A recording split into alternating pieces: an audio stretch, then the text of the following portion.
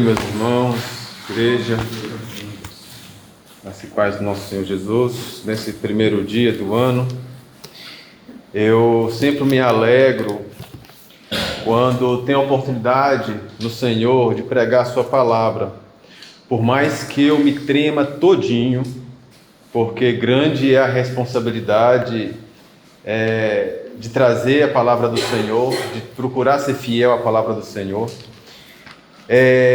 Entretanto, eu me alegro quando vejo que dentro daquilo que nós usamos como pregação expositiva, e muitas vezes as pessoas pensam, se calhar não vai ser um tema ou algo que supra, né, a necessidade da igreja naquele exato momento. E eu me deparo com uma coisa totalmente diferente, que é justamente a palavra vinda para nós sequencialmente, trazendo-nos a exortação necessária e o conforto que tanto precisamos. E é justamente isso que nós vamos mais uma vez perceber hoje, e encontrando aqui o exemplo do ensino e da pessoa do nosso Senhor Jesus Cristo para com nós cristãos, né, filhos do Deus Altíssimo, que temos pela parte de Deus, né, o chamado para sermos a imagem de seu Filho. Diante dessa realidade que nós temos vivido, como o Heraldo há pouco orou, preocupações com o Brasil, preocupações com Portugal, preocupações com novas enfermidades, preocupações com tantas coisas. Muitas coisas têm vindo sobre todos nós. E a gente aprende na palavra do Senhor, de fato, aquilo que o Senhor requer de nós, nos exortando e nos consolando. Nós vamos orar. E depois, então, eu convido a abrir a palavra do Senhor no Evangelho segundo escreveu Mateus, capítulo de número 11. Nós vamos ler a partir do versículo 25. Oremos ao Senhor. Ó Senhor nosso Deus, Senhor de todo o céu e terra, Criador e sustentador de todo o universo, santificado, exaltado e glorificado seja o Teu nome. Senhor, nesse momento nós queremos pedir ao Senhor a Tua iluminação, que na pessoa do Teu Espírito que habita em nós, possamos ter, ó Deus, o nosso coração e a nossa mente preparados e capacitados para poder ouvir a Tua palavra, discernir, ó Deus, na Tua palavra, e sermos assim totalmente exortados, bem como também edificados e consolados nela, enchendo-nos novamente da esperança que é necessária para esta jornada, para esta vida. Que o Senhor tenha misericórdia da minha vida, como ministro da Tua palavra, fraco e falho, para que possa trazer de fato aquilo que o Senhor, ó Deus, inspirando, fez com que os Teus servos registrassem, bem como também, ó Deus, a todos nós a condição de poder entendê-la para a Tua glória, Senhor. Nós oramos assim a Ti, nos méritos e no nome de Jesus Cristo. Amém. Amém. A palavra do Senhor então diz assim, Evangelho segundo Mateus, capítulo de número 11, a partir do versículo 25. Por aquele tempo, exclamou Jesus: graças te dou, ó Pai, Senhor do céu e da terra, porque ocultaste essas coisas aos sábios e instruídos e as revelaste aos pequeninos. Sim, ó Pai, porque assim foi do Teu agrado. Tudo me foi entregue por meu Pai. Ninguém conhece o Filho senão o Pai, e ninguém conhece o Pai senão o Filho e aqueles a quem o Filho o quiser revelar. Vinde a mim, todos os que estáis cansados e sobrecarregados, e eu vos aliviarei. Tomai sobre vós o meu jugo e aprendei de mim, porque sou manso e humilde de coração. E achareis descanso para a vossa alma, porque o meu jugo é suave e o meu fardo é leve. Amém. Nós estamos aqui num momento, né, em que Jesus está na região dos seus discípulos. Nós percebemos isso no versículo 1. E já foi dito antes que Mateus, ele não está tão preocupado em registrar sequencialmente e historicamente aquilo que se passou. Por que eu digo isso? Porque nesse momento aqui específico, algo, segundo o Evangelho de Lucas, aconteceu. Perceba, se você vê no capítulo 12, versículo 1, vai dizer: Por aquele tempo, em dia de sábado, passou Jesus pela seara. Ora, estando seus discípulos com fome, entraram a colher espigas e a comer. No capítulo 10, nós vimos que Jesus deu uma missão aos seus discípulos, enviando-os para que pudessem, em toda a região, anunciar o evangelho ao meio dos judeus e ali realizar sinais e maravilhas, testificando a chegada do reino. E aqui nós temos já uma palavra dizendo que os discípulos estavam com o Senhor Jesus Cristo. Lucas, no capítulo de número 10, versículos 17, ele vai nos trazer a palavra, o registro histórico de justamente o que acontece nesse tempo em que Mateus apenas diz, por aquele tempo. Acompanhe comigo em Lucas, capítulo 10, no verso 17. Ele vai dizer: então regressaram os 70, possuídos de alegria, dizendo: Senhor, os próprios demônios se nos submetem pelo teu nome. Mas ele lhes disse: eu via Satanás caindo do céu como um relâmpago. Eis, aí vos dei autoridade para pisardes, serpentes e escorpiões, e sobre todo o poder do inimigo, e nada absolutamente vos causará dano. Não obstante, alegrai-vos, não porque os espíritos se vos submetem, e sim porque o vosso nome está arrolado nos céus. Veja, no versículo de número 16, nós temos aqui Lucas registrando justamente os ais, que foi o que nós vimos da outra vez no contexto do capítulo 11 de Mateus. E agora ele traz essa questão da chegada dos seus discípulos. E observe comigo que a ênfase aqui no que os discípulos apresentam ao Senhor Jesus Cristo é uma alegria muito grande por aquilo que eles viram. A ênfase deles parece no poder que eles perceberam estar ali no nome do Senhor Jesus, mas sendo realizado por eles. A gente percebe aqui eles dando ênfase, alegria, satisfação, por quê? Porque no nome do Senhor eles viram toda aquela coisa acontecer, os poderes, sendo realizados. Mas o que Jesus Cristo diz para eles é que a alegria deles não deveria estar no fato de estar vendo aquelas coisas, mas no nome deles estar arrolado nos céus. Então, voltando agora em Mateus, e tendo também isso em mente, eu acredito que a gente consiga entender melhor e perceber melhor aquilo que Mateus quis registrar à igreja, uma vez que ele não coloca esse ponto. Entretanto, a gente pode observá-lo de alguma forma naquilo que o Senhor já esteve a realizar diante daquelas pessoas e na região onde ele estava. Ele diz então: por aquele tempo, exclamou Jesus: graças te dou, ó Pai, Senhor dos céus e da terra, porque ocultaste essas coisas aos sábios e instruídos e a revelaste aos pequeninos. Sim, ó Pai, porque assim foi do teu agrado. Nós temos aqui, a primeira coisa, essa gratidão do filho ao pai. O filho é grato ao pai.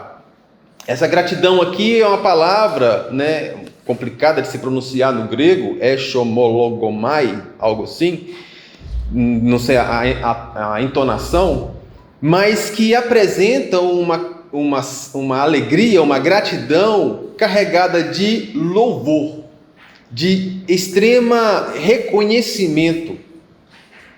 E é interessante que nós vemos no versículo de número 26 que essa gratidão está no fato de toda a vontade do Pai ter sido revelada. Veja, ter sido realizada, não revelada, realizada, porque assim foi do teu agrado. E nós podemos perceber que essa satisfação, essa alegria do filho é porque ele ocultou dos sábios instruídos e revelou aos pequeninos. Essa questão dos sábios instruídos, nós podemos pensar aqui não com aquelas pessoas que são cultas, né, intelectualmente, mas pegando todo o contexto onde nós temos aqui a ida dos discípulos para aquelas regiões e o Senhor Jesus Cristo na região dos discípulos realizando sinais e maravilhas, anunciando o reino, ensinando e de fato confrontando. Isso vai ficar ainda mais claro próximo à última semana do Senhor Jesus Cristo aqui, lá pelos capítulos 20, vai ficar muito claro quando mais uma vez os filhos da serpente, ou seja, os fariseus, saduceus, os mestres da lei, eles vão ser levantados pelo inimigo justamente para confrontar mais uma vez o Senhor Jesus Cristo, tentando derrubá-lo.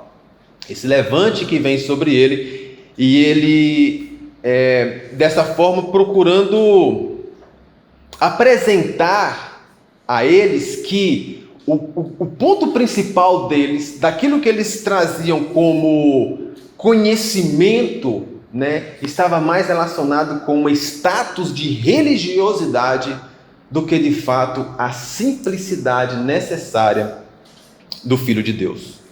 Ele então diz que se alegra porque o Senhor ocultou aos sábios e instruídos, né, que são muito provavelmente, como eu estou tentando dizer, aqueles que viviam a tradição religiosa, a religiosidade, tinham o conhecimento da lei e achavam-se que por meio do conhecimento da lei e da prática da tradição religiosa, eles poderiam alcançar benefícios na presença do Pai.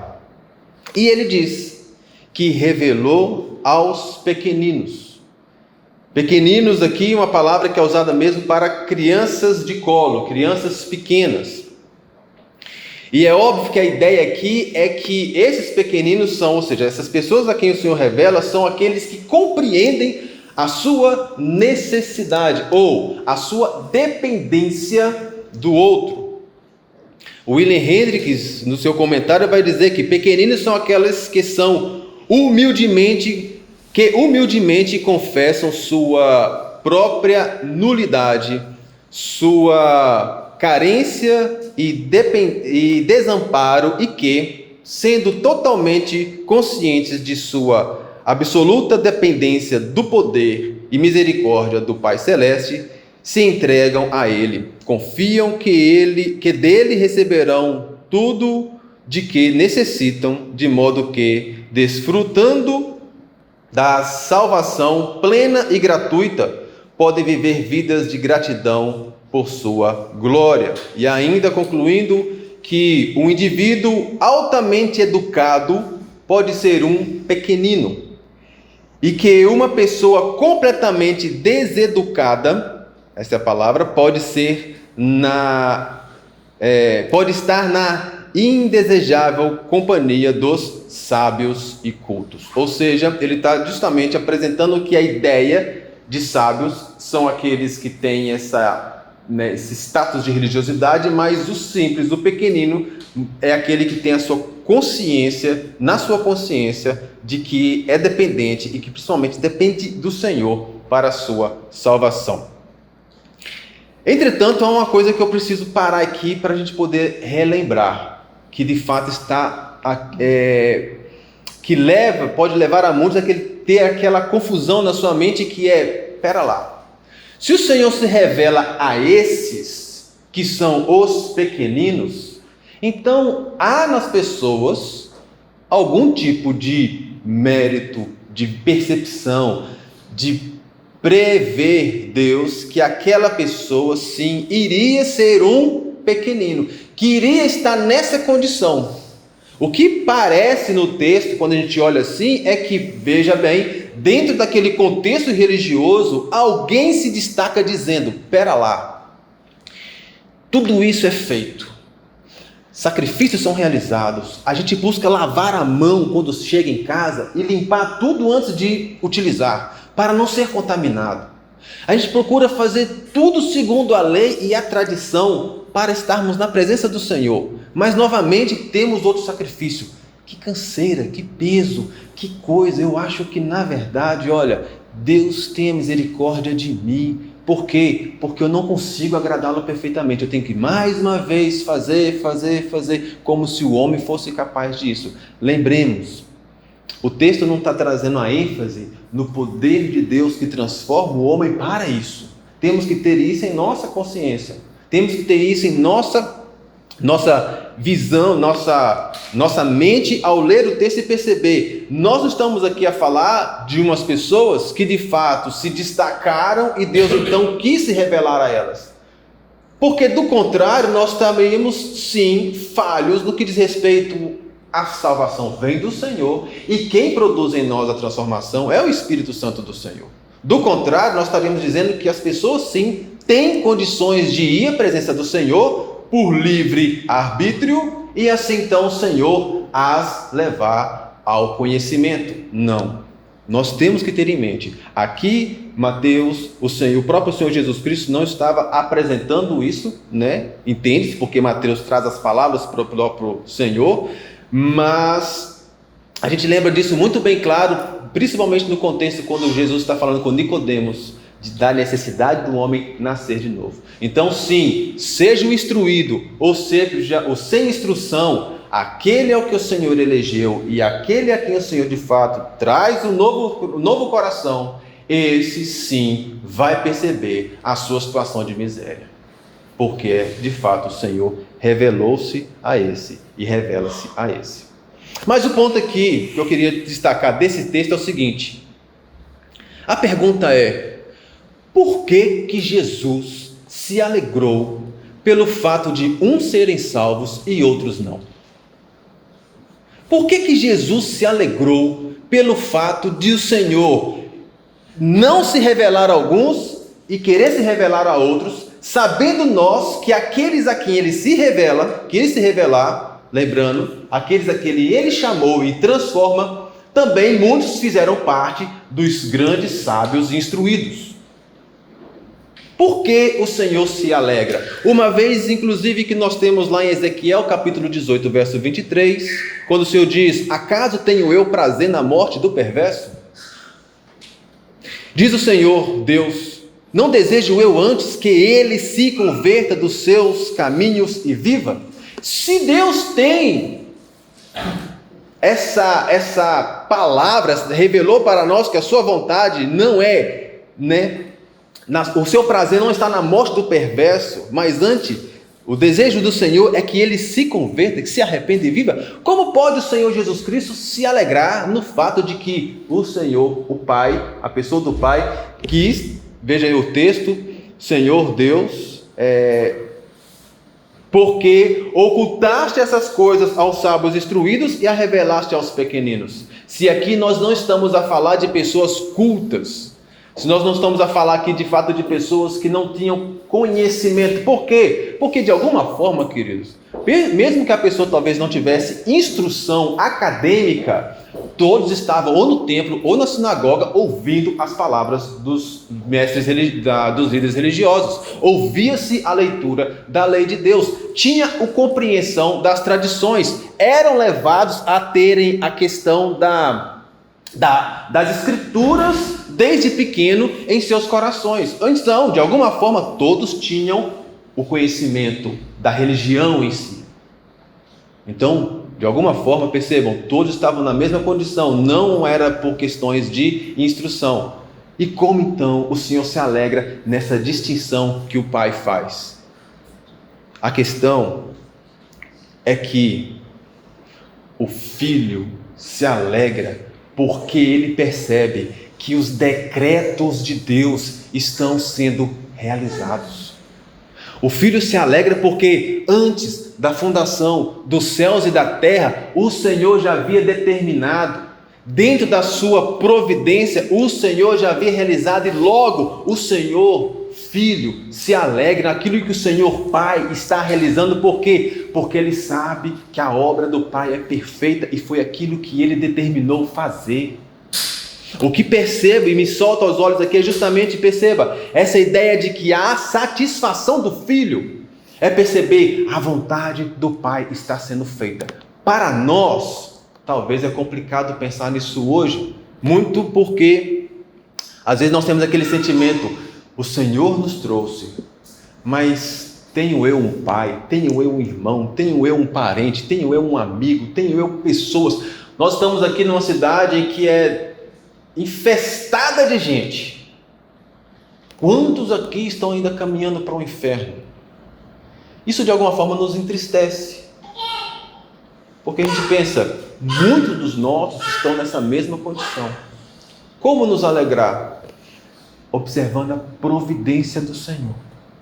Aprove o Senhor assim fazer. Logo, nos alegramos naquilo que o Senhor está a fazer. O coração do filho é um coração perfeito. O nosso não. Por isso, ele deixou registrado em Deuteronômio 29:29, as coisas encobertas pertencem ao Senhor nosso Deus. E Jó, no capítulo 11, versos 7 e 8, diz, porventura desvendarás os oráculos de Deus, ou penetrarás até a perfeição do Todo-Poderoso? Como as alturas dos céus é a sua sabedoria, que poderá fazer? Mais profunda é ela do que o abismo, que poderás saber? Então, dentro daquilo que o Senhor determinou, nada está fora do seu domínio. Logo, alegre-se. Dê glórias ao Senhor, porque se algo estivesse fora do controle do Senhor, quem é de fato então o nosso Deus? Não é o soberano dos céus e da terra, que é justamente o prefácio, digamos assim, das palavras do Senhor. Te dou graças, ó Pai, Senhor do céu e da terra. Ou seja, Senhor, Criador de todas as coisas. Então a primeira coisa que nós podemos perceber nesse texto é justamente a gratidão do filho para com o pai. Graças por quê? Porque segundo a vontade do Senhor, segundo os decretos do Senhor, a providência do Senhor, todas as coisas estavam acontecendo. Outra coisa que nós podemos perceber no texto então é o Senhor Jesus Cristo apresentando essa unidade dele com o Pai. E agora perceba, ele primeiro diz, no finalzinho do versículo 25, porque as revelastes aos pequeninos. E no versículo 27 então ele diz, tudo me foi entregue por meu Pai. Ninguém conhece o Filho senão o Pai, e ninguém conhece o Pai senão o Filho e aqueles a quem o Filho o quiser revelar. Tudo me foi entregue pelo Pai. De forma imediata podemos relacionar essas coisas, essas palavras, do Senhor Jesus Cristo, sobre o senhorio do Pai, em relação ao céu, como o Senhor dos céus e da terra, demonstrando todos os feitos de Deus, de Cristo. Todas as coisas foram entregues, a Ele pelo Pai. E sendo Ele o Pai, Senhor dos céus e da terra, parece que toda autoridade também é entregue ao Filho. Nós percebemos que o Senhor tem autoridade sobre as forças da natureza. Ele tem autoridade sobre as águas, sobre as leis físicas, e bem como também aquilo que é extra-lei física, ou seja, milagres. Ele tem poder sobre essas coisas. Ele recebeu autoridade também e poder sobre os espíritos malignos, sobre o próprio inimigo, e teve condições, inclusive, de enfrentar e vencer o inimigo frente a frente no deserto. Ele teve ali também a poder e autoridade para poder vencer todo o levante dos filhos da serpente, bem como abençoar todas aquelas pessoas que chegaram até ele. Mas, de alguma forma, há algo aqui que vai muito além desse tudo no sentido de poder, mas tudo no sentido de salvação, obra da remissão.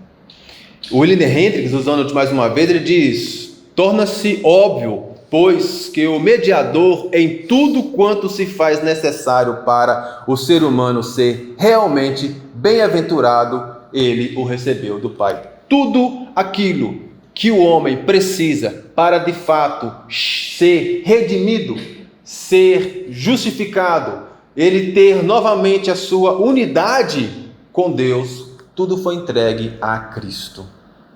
E perceba então aqui ele mostrando essa unidade dele. Ele diz, Ninguém conhece o Filho senão o Pai. Veja, tudo me foi entregue por meu Pai. Ninguém conhece o Filho senão o Pai. Essa aqui é outra questão também bem interessante, porque mostra-nos aquilo que de fato é a pessoa do nosso Pai, que conhece, todo o homem. E aqui, se a gente observar no Salmo 139, na primeira parte do Salmo 139, nós temos a palavra do Senhor nos dizendo assim: Senhor, tu me sondas e me conheces, sabes quando me sento e quando me levanto, de longe conheces os meus pensamentos. Observas o meu andar e o meu deitar, e conhece todos os meus caminhos. A palavra ainda nem chegou à minha língua, e tu, Senhor, já a conhece toda. Tu me cercas por todos os lados e põe a tua mão sobre mim. Tal conhecimento é maravilhoso demais para mim, é tão elevado que não o posso atingir. A gente percebe na introdução do Salmo, então, que de fato Deus tem conhecimento pleno sobre o Filho, assim como tem conhecimento pleno sobre todo ser humano, todas as pessoas.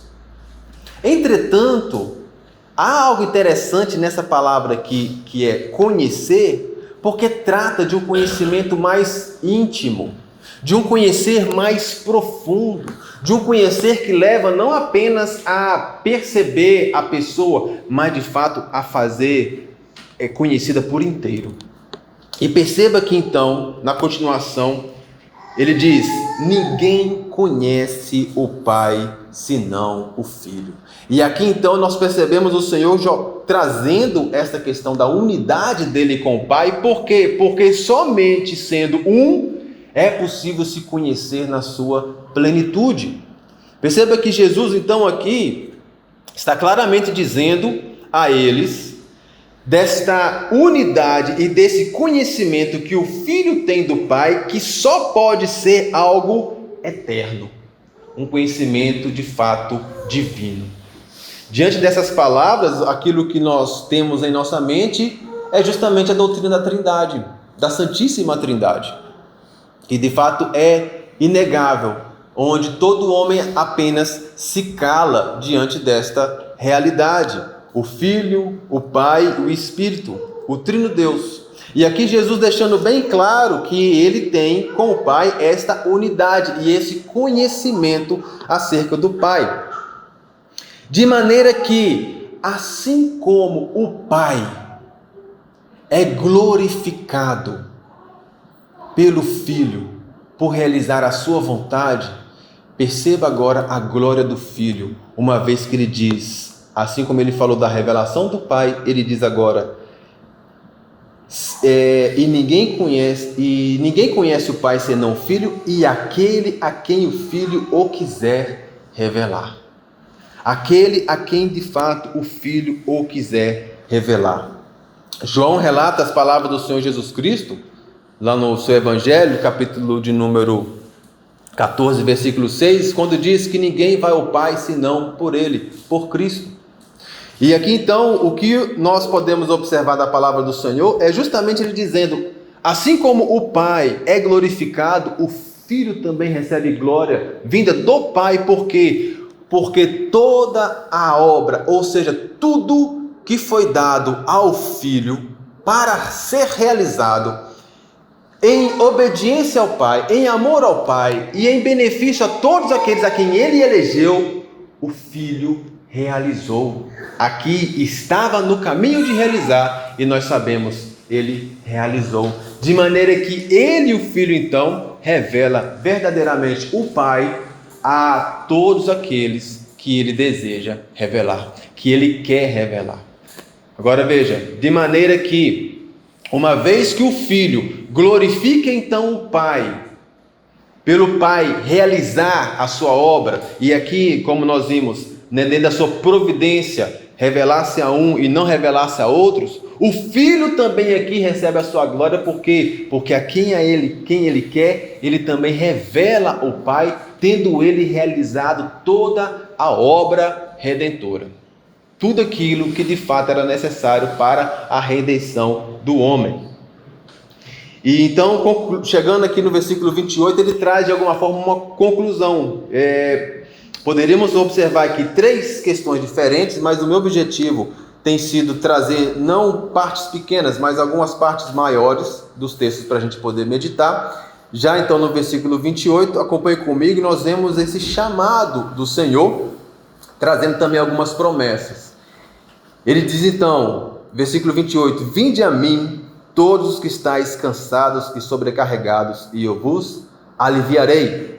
Tomai sobre vós o meu jugo e aprendei de mim, porque sou manso e humilde de coração, e achareis descanso para a vossa alma, porque o meu jugo é suave e o meu fardo é leve. Nós temos aqui então, podemos observar 2 chamados, 2 convites do Senhor e também 2 promessas. O primeiro chamado que ele faz é: vinde a mim, quem? Todos que estão cansados e sobrecarregados.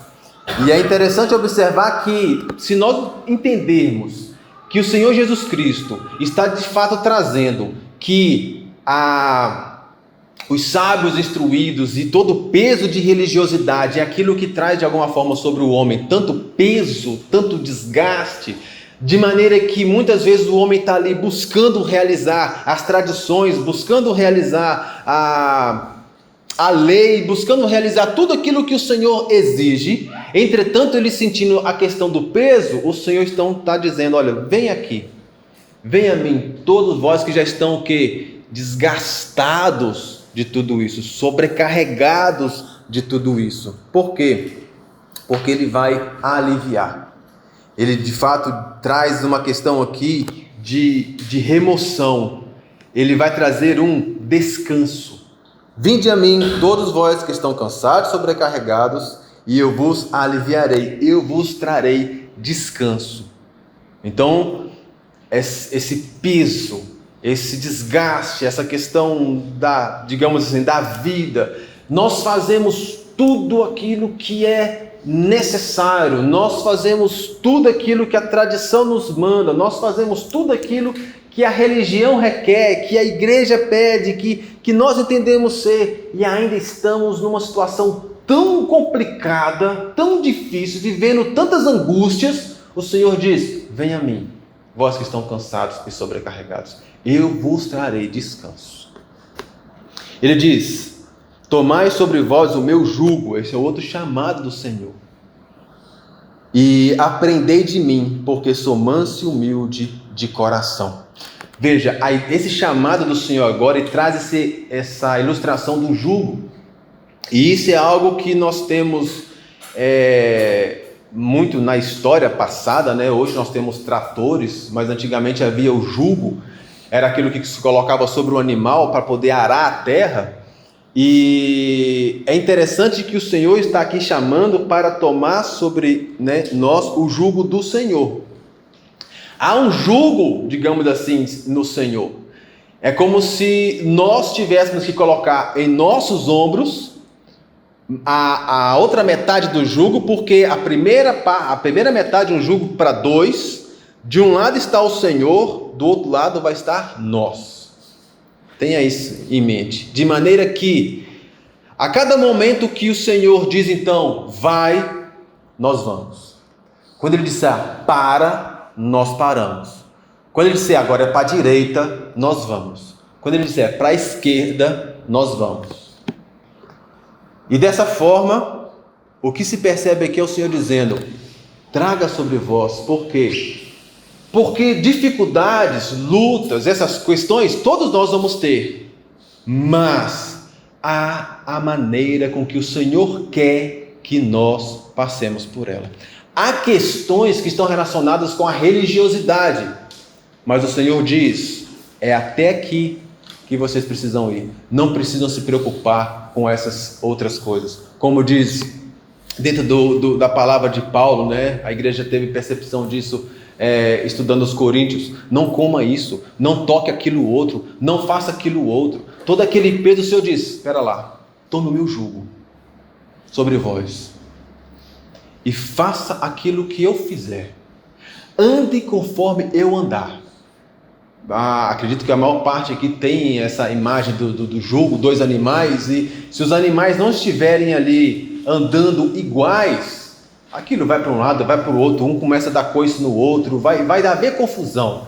Mas, principalmente, se o animal mais velho caminha e o animal mais novo for sábio, ele vai caminhar igual o animal mais velho, de maneira que aquilo vai caminhar bem. E o mais novo nem vai fazer mais força e nem menos forças, vão fazer aquilo que de fato está determinado.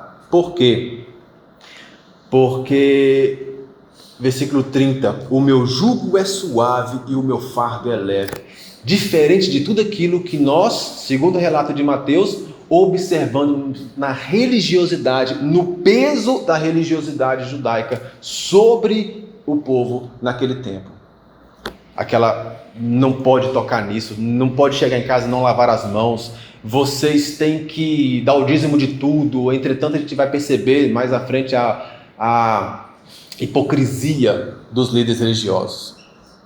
Então, o que nós observamos do texto, basicamente, eu entendo ser isto. Primeiramente, o Senhor então se alegra com o Senhor, o Pai, pelas obras e a providência do Senhor sendo realizada, mostrando que Ele, se o Senhor Jesus, o Filho, recebe toda a autoridade e realiza toda a obra que o homem necessita para ser redimido, de maneira que Ele vai revelar-se aquele que Ele quer e quem estiver com o seu jugo, esse andará suave. Como nós podemos trazer como aplicação para nós nos dias de hoje? Aquilo que eu tentei mostrar, a falar no início. Veja, nós todos, de alguma forma, estamos passando por tempos complicados. O que vai acontecer com o Brasil agora, nós não sabemos. Nós lutamos e devemos permanecer com as armas em punhos, ou seja, não literal, mas com a vontade de fazer justiça no que diz respeito àquilo que é o dever como igreja, continuar em oração e manter a nossa linha de moralidade, enfrentando tudo aquilo que nós entendemos ser errado. Entretanto, aprove ao Senhor levantar Lula como presidente do Brasil. Aprove ao Senhor permitir que, talvez no próximo ano, de fato, uma crise imensa virá sobre Portugal. A inflação vai chegar assim aos 8%. Aprove ao Senhor todas essas coisas. O que nós fazemos? Choramos? Nos desesperamos? Entramos em luta? Tentamos aprender com Jesus aquilo que é o mais difícil. Glórias te dou, ó Pai, porque isso é da vontade do Senhor. Está decretado, porque se não estivesse, o nosso Deus não é Senhor dos céus e da terra. Glórias te damos, ó Pai, por quê? Porque o que está acontecendo hoje está determinado pelo Senhor, é providência do Senhor. O que nós precisamos? Clamar, Senhor, quebra o nosso coração, quebra o orgulho, a nossa vaidade, quebra o nosso pensamento de que eu não quero isso para a minha vida, porque aprove ao Senhor, dentro da providência do Senhor, permitir isso. Por quê? Porque o Senhor tem um propósito para o teu povo. Quem sofre nessa terra é o povo do Senhor, porque o Senhor leva o seu povo à santificação. Então, o que eu queria que a gente pudesse entender primeiro é que o Senhor Jesus nos mostra nessa palavra aquilo que nós precisamos ter em nosso coração para entender: nada está fora do controle do Senhor, logo, bendito seja o nome do Senhor. Como diz Jó, Ele deu, Ele tirou, bendito seja o nome do Senhor. É um grande desafio para todos nós. Meditando nessa palavra, eu me vi assim, arrasado. Porque de fato a gente não quer nada disso. A gente não quer viver aquilo que a gente vive hoje. De angústias, de tristeza, de preocupação. Será que vai dar? Daquela ideia, vai acontecer. E fatalidades assim. Tivemos agora no sábado, uma fatalidade no Brasil, família de irmãos que estão ali conosco em Monte Alegre. Uma menina de quase 4 anos de idade, autista, saiu de casa e se entrou num açude e morreu. A mãe estava na cozinha, fazendo ali o almoço, se distraiu, sabe-se lá se distraiu, a ideia é que se distraiu, mas não é distração, é apenas estar ali e tal, tá observando, de repente olha e já não vê. E quando vai ao açude, vai encontrando brinquedos até o açude, que a menininha estava com a casinha de brinquedos. E a bombeiros encontra a criança, quase 4 anos morta. Como é que a gente fala? Louvado seja o Senhor. Mas no que diz respeito, aprove ao Senhor que isso acontecesse. Aprova ao Senhor que nós estivéssemos aqui hoje. Aprova ao Senhor tudo isso que se passa em nossa vida. Nós somos responsáveis por aquilo que nós fazemos, mas aprova ao Senhor nos colocar e nos trazer aquilo que nós temos para a nossa edificação. Aprendamos com o Senhor Jesus. É desafiante, porque nós ainda vivemos nesse corpo corrupto. E devido à inclinação para o pecado, não dá para perceber essas coisas. Mas glorificado seja o Senhor, porque Ele está no domínio de todas as coisas. Segundo, aprove ao Senhor entregar o próprio Filho para a nossa redenção. Por isso, não nos alegremos naquilo que está acontecendo em nosso meio, não nos alegremos no fato de que, sei lá, Deus vai ouvir a nossa oração e alguma coisa diferente vai acontecer no Brasil, e a expectativa, os militares iam tomar de conta. Vamos orar e de repente um governo mais de direita toma posse de Portugal, influenciando vários lugares. Alegremos porque Jesus Cristo, o nosso Senhor, deu a sua vida por nós e o nosso nome está escrito nos céus. Alegremos-nos por isso, porque Ele de fato realizou tudo aquilo que era necessário para a nossa salvação. Ele nos faz pequeninos. É Ele que de fato nos leva a sermos pequeninos, ou seja, a compreender a nossa total necessidade dEle. E que precisamos de fato dEle em tudo. Ele nos regenerou. Ele nos trouxe salvação, perdão pleno dos nossos pecados e vida eterna. Mas ainda está conosco todos os dias até a consumação dos séculos. De maneira que nós, habitando o seu Espírito, Ele sempre nos trará aquela brechinha para que diante de tantas situações Ele diz: eu quero que você vá por esse caminho, por isso ande por ele, eu sou o seu Senhor. E lembremos, com essa imagem em nossa mente, o jugo no pescoço do Senhor e no nosso, sem carregar peso, religiosidade, preocupações, se Ele quer que nós andemos no caminho em que Ele determinou, esse é o caminho em que nós precisamos andar. Não adianta olhar para os lados e dizer: olha, eu desisto, eu não vou mais, porque não dá mais, eu não... Não. Ele diz: olha, continue andando. O fato de você estar resistente para algumas coisas, o fato de você estar tomando certas decisões segundo o seu pensamento, segundo a sua capacidade que achas que tem e tudo, tem prejudicado essa jornada. Por isso, veja em mim o que é que você deve fazer e venha caminhando comigo, para que a gente possa de fato caminhar com o Senhor, entender a vontade do Senhor, perceber que de fato Ele não teve temor algum diante dos líderes religiosos que o levaram à cruz, sempre fazendo de fato aquilo que o Senhor, o Pai, o deu como missão para fazer. E lembremos-nos sempre disso. O Senhor é conosco e diz: vamos juntos, vamos caminhar juntos até o último dia. Que Deus possa fortalecer, que Deus possa revigorar, que Deus possa exortar. Se tem aquele que está assim caminhando, achando que, brigando com tudo, resistindo a tudo, não. Acho que tem um momento que a gente precisa se aquietar e falar: Senhor, é o Senhor que está no domínio, é o Senhor que está no controle. Nós vamos tentar continuar caminhando, certos daquilo que tem que fazer. Se amanhã vai ver lutas e perseguições, amanhã, o dia de amanhã trará o seu mal. Vamos caminhar e vencer no dia de cada vez. Ó Pai, nós te damos graças, ó Deus, pela palavra do Senhor. Te damos graças porque aprove ao Senhor revelar-se a nós e revelá-la a nós.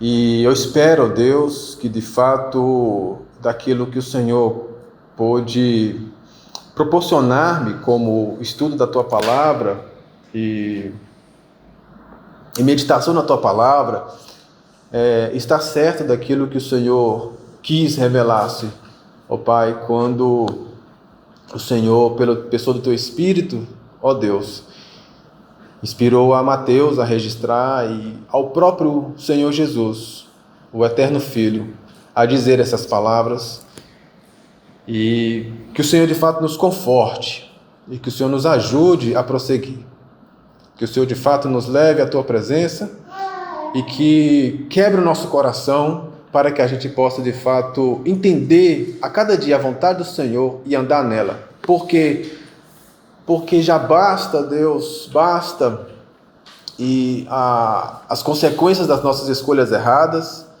e perdoe-nos por elas, e queremos, ó Pai, caminhar junto de Ti, para poder viver de fato esta bem-aventurança que é ter uma unidade com o Senhor, de maneira como diz o salmista, 1000 caindo do seu lado, 10.000 à tua direita, mas a gente não sendo abalado, no sentido de nossa fé, nossa esperança, nossa sanidade mental, nossa unidade com o Senhor. Que o Senhor seja conosco, suplicamos assim em nome de Jesus. Amém. Amém.